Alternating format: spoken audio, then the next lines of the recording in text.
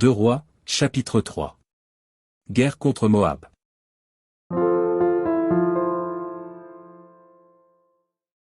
Joram, fils d'Achab, régna sur Israël à Samarie, la 18e année de Josaphat, roi de Juda.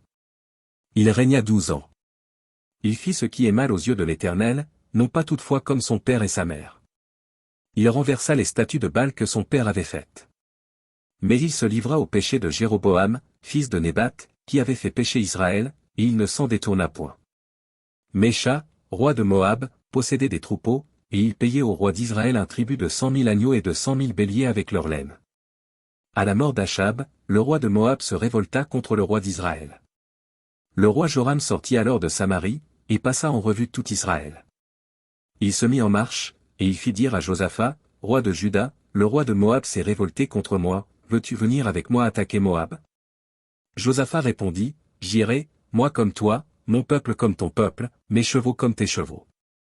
Et il dit, par quel chemin monterons-nous?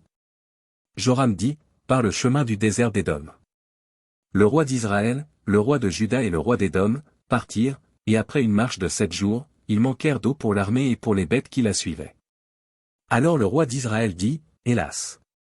L'Éternel a appelé ces 3 rois pour les livrer entre les mains de Moab. Mais Josaphat dit, n'y a-t-il ici aucun prophète de l'Éternel, par qui nous puissions consulter l'Éternel?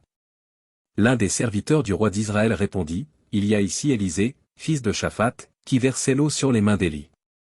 Et Josaphat dit, la parole de l'Éternel est avec lui. Le roi d'Israël, Josaphat et le roi d'Édom, descendirent auprès de lui. Élisée dit au roi d'Israël, qu'y a-t-il entre moi et toi? Va vers les prophètes de ton père et vers les prophètes de ta mère. Et le roi d'Israël lui dit, non. Car l'Éternel a appelé ces 3 rois pour les livrer entre les mains de Moab. Élisée dit, l'Éternel des armées, dont je suis le serviteur, est vivant. Si je n'avais égard à Josaphat, roi de Juda, je ne ferais aucune attention à toi et je ne te regarderai pas. Maintenant, amenez-moi un joueur de harpe. Et comme le joueur de harpe jouait, la main de l'Éternel fut sur Élisée. Et il dit, ainsi parle l'Éternel, faites dans cette vallée des fosses. Car ainsi parle l'Éternel, vous n'apercevrez point de vent et vous ne verrez point de pluie, et cette vallée se remplira d'eau, et vous boirez, vous, vos troupeaux et votre bétail. Mais cela est peu de choses aux yeux de l'Éternel. Il livrera Moab entre vos mains.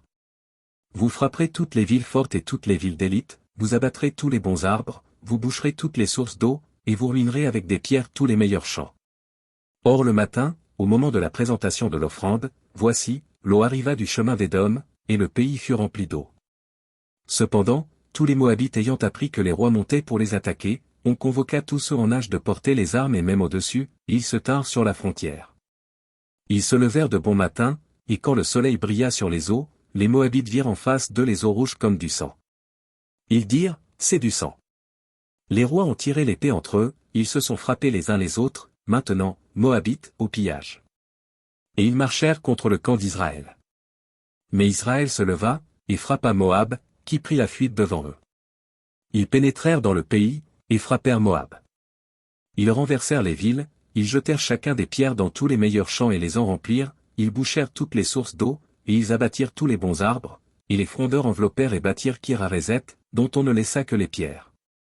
Le roi de Moab, voyant qu'il avait le dessous dans le combat, prit avec lui 700 hommes tirant l'épée pour se frayer un passage jusqu'au roi d'Édom, mais ils ne purent pas. Il prit alors son fils premier-né, qui devait régner à sa place, et il l'offrit en holocauste sur la muraille. Et une grande indignation s'empara d'Israël, qui s'éloigna du roi de Moab et retourna dans son pays.